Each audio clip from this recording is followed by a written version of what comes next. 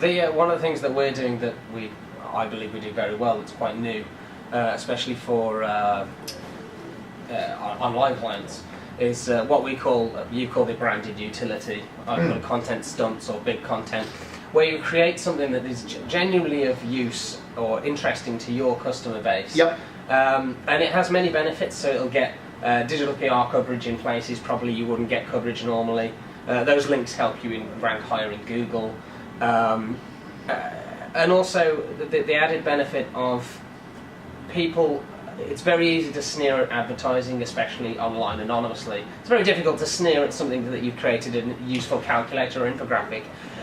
But proving that to a client that that you're improving positive sentiment towards your brand, how people think about your brand when they go to make a purchase, that's a very hard thing to track and to prove. But I don't think it's a non-important variable.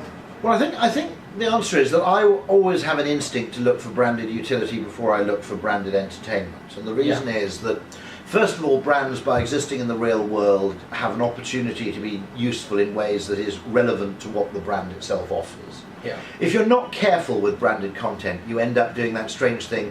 You remember that craze just before the internet? You probably don't remember it, actually. In the early 90s, there was a massive craze for every single organisation producing its own company magazine. Yeah. And so you get these strange things from, it was then called Cellnet. I got a magazine from Cellnet because I had a mobile phone, where Cellnet was telling me how to grow my own herb garden. Yeah. I remember thinking that's slightly outside your remit, mates. You know, if you're telling me how to use a mobile phone, yeah, I buy that. You know, but herb gardening, no, I think I'll go. It has to be relevant. But secondly, you know, brands can actually. I also think the way in which we use mobile devices. Yes, of course, we all sit on planes and we watch Hollywood blockbusters. What we forget about Hollywood blockbusters is, first of all, the failure rate is enormous. Yeah. Okay.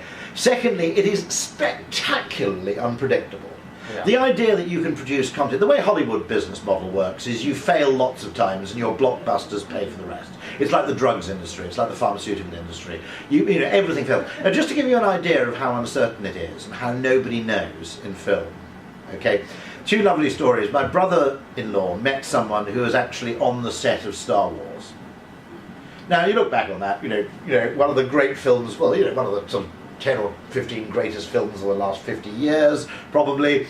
You know, we obviously said, well, obviously it was going to succeed. So, you know, everybody on the set thought, you know, this is just mad. I'm just here for the money. I'm just indulging George Lucas's delusional fantasies. And they were sitting there reading the call sheets or the scripts, you know, while George wasn't listening, basically taking the piss, going, look at this, C-3PO and R2-D2 are walking across deserts and dunes, R2-D2 is beeping chirpily. What sort of shit is this guy on? And they genuinely thought it was, you know, the people all making the film just thought this is just completely bonkers. When Avatar came out, the studio, which I think was probably Fox, but I may be wrong, but the studio that made Avatar was so uncertain and was so convinced that Avatar may bomb, that in order to ensure their continued survival, they needed a surefire hit for the moment where if Avatar failed, they'd at least recoup some money somewhere else, which is why they timed Alvin and the Chipmunks, the Squeakquel, okay, which was their backup plan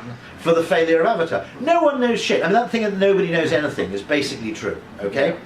And the problem with content is utility is a lot more predictable, and our clients often want predictability. Secondly, if you look at the way, particularly on mobile devices, we do a lot of snacking, which is, broadly speaking, it's content as a solution to a job that needs to be done. And if you can actually fulfill that job, first of all, you can be used repeatedly, whereas great content, I can only think of about 15 or 20 films of all the films I've ever seen that I enjoy watching more than once. So think about those films where, okay, you come home and it's on TV and you've got a pitch the next morning and it's 1 o'clock in the morning and you still watch it through to the end even though you've got the DVD. Yeah. Okay. Now, okay, I listened. Okay, Goodfellas. You know. Okay, Casablanca, The Third Man. What else? Funny enough, Ferris Bueller's Day Off. Weirdly, fantastic film. He's a hero of mine. Yeah, John Hughes was an advertising man before he went into filmmaking. He invented, actually, while he worked in advertising, he invented for, I think, Gillette, the credit card test, which was whether your razor was doing a good job, you dragged a credit card along your chin, and if it made a kind of rough noise, then you hadn't got a good enough razor. Yeah. That was John Hughes before he decided to squander his talent making films. And I'm just trying to think. Deliverance. Okay, but there are only about 20 of these bloody things. I don't even like watching Citizen Kane. The interesting thing is, what you can do is repeated utility is a lot easier than repeated entertainment. So I think we definitely should look here, and of course it's also, as you said, it's a brilliant foil to those, or brilliant shield to people who complain about advertising. Well, look, here is something which would be good for the consumer, but is difficult to monetize. We will get the brands to do it, and we'll gain a little bit of kudos. I mean, that's exactly what sponsorship is in its origins. That's why Roman emperors paid for naval engagement. It's a perfectly reasonable way in which you actually buy yourself a degree of appreciation. And actually journalists and bloggers like this branded utility because it's an easy news story for them. If you make something that's visually appealing, immediately you've got a whole realm of tech publications that will speak about you. So there's a benefit there as well. I also think people are weirdly bad at it. Like, I'm a huge devotee of taxi apps and a huge devotee of parking apps. Okay, I don't know if anybody's done these things where you park your car and you just put in the 4-digit number, choose the time and hit go. The credit card's debited, and the great thing is then you can actually, if you're a mile away from your car, you can then extend the parking without going back to your car and putting a new little sticky in the windscreen.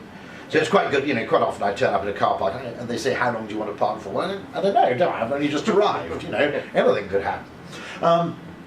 So those things, I mean, actually are also interesting because unlike content, which we tend to consume, once and then forget, those actually are weirdly become more and more useful in some ways. You see what I mean? They're one of those things which is, they're what I'd call, it's a bit like one of those things like, having Sky TV or Ocado or whatever. Once you've done it, you can't do without it.